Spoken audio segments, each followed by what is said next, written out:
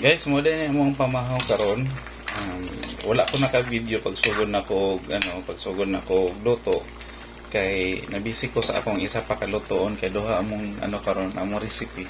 Kani siya mao ni siya nga adobong pusit.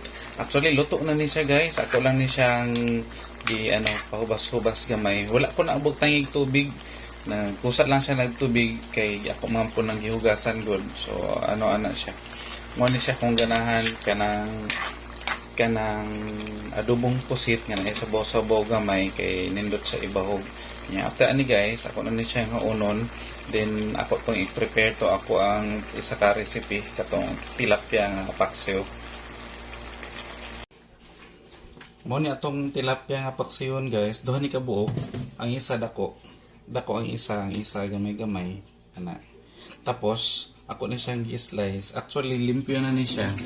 Kay gipalimpyohan ni daan ni Mami iya sa iyang gipalitan.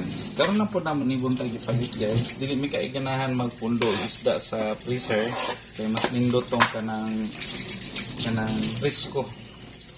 So ako ni slice-on. Actually dili ni namo batasan nga ang duha ka sudan is isabay og luto. Karon lang ni kay na ako ilakaw and kapoy na pod ko magluto pa otro si Mami iya unya. So ako ni slice-on. So mahulog og kaisa lang ni magluto sa isa ka adlaw. Usahay sa sa gabi magluto pero bihira kayo. Okay, kung unsa to naluto namo sa buntag, mura pud to amo ang luto kaunon sa paniyod to. Wala niya pa-slice ganiha daan dito. Atong kutsilyo dili kayo hait.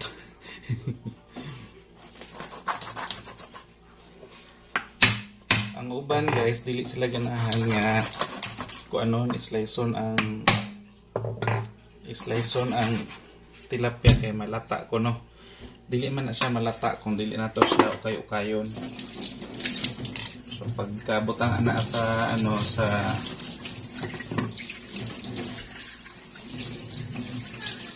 pagkabutang ana sa yahang sa kulon, dili nimo siya ukay-ukayon, nimo lang siya butang iyang mga lamas.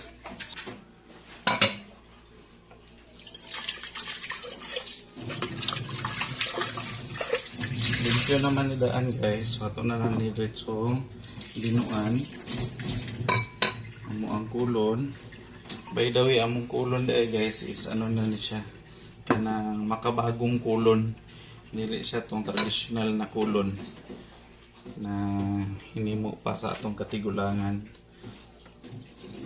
Gasan na nako utro kay mas nindot tong kanang na bitaw mga danlog para di po siya dili siya langsa. So muban ani guys, dili ganahan mo kaon sa tilapia kay langsahan sila. Depende ra gyud na siya kung unsaon nimo siya pag limpyo. Kung limpyo siya tapos kumpleto siya og mga panakot, dili siya langsa.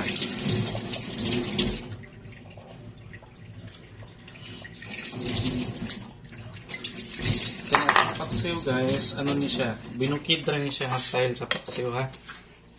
Binukid siya style sa paksiw. So ito siyang butang sibuyas bombay, ahos, sabay-sabay na tanan o niya luya, nako dire ukra.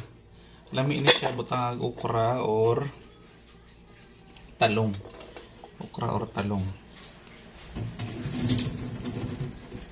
Ya, atong asinan gamay lang sa magdagdag lang taon niya.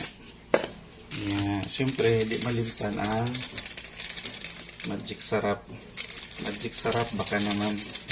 Akong gihurot guys kay ang katungaan gigamit na nako sa pusit. Unya ayaw kalimti ang suka. Ang suka nagpalami sa paksiw guys, dili gid siya matawag nga paksiw kung walay suka. Then lain ko ang paksiw guys kay magbutang ko og toyo. So naasay toyo.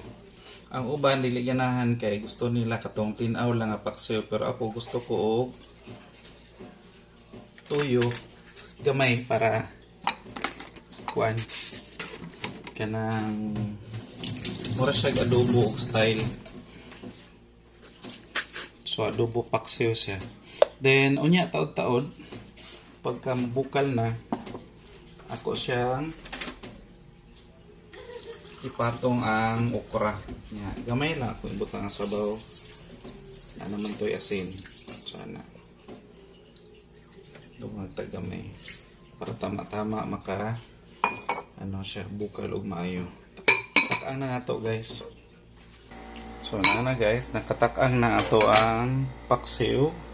Tilapia nga paksiw. Unya, nara ato ang okra o ato ang sili nga laba. So nya na nato na siya patong inig makabukal na. Ayan guys, luto na. At nakakain na kami ng aming paksiw. Tilapia paksiw with okra. Okay na yung okra. Okra. Balik si mami na okra. Mamiya. Okay na. Ako na din. Okay, okra na. So, yan po guys. Di ko na binidyo doon sa kalan kanina. Kalimutan ni Kuya AJ. Basta yan yung paksiw namin na tilapia. At saka, Like matakaw tayo sa rice guys pag ganito. Pero, nagpipigil si Kuya AJ. Sukat na po yung kinakain ni Kuya AJ guys. Sabi ng mga experts, there's no bad food, only bad amount of food. Yun ang ngayon ni Kuya AJ. Yun ang tawag nito. Pamantayan ni Kuya AJ ngayon.